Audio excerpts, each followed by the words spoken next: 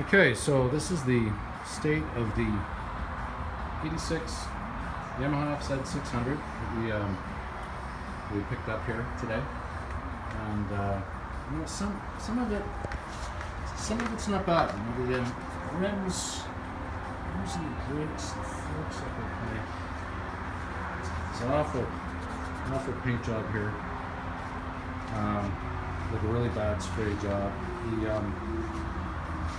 The motor, I don't know if you can see down in here, but it's got a lot of rust. Some rusty bolts. It's been exposed to some elements by the looks of it.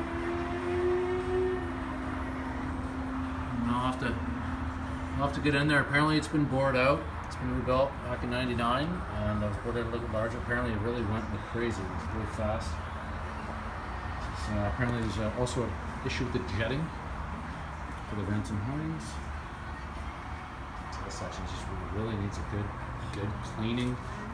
These are really good once over. The tires are all right, Ray-Bans, strange size, 18 rear, 16 front. Got this petcock, or whatever you want to call it. I'm not sure you would call that at all. Jabs into your leg and you try and sit on it, and obviously it's been leaking some fuel over the years, enough to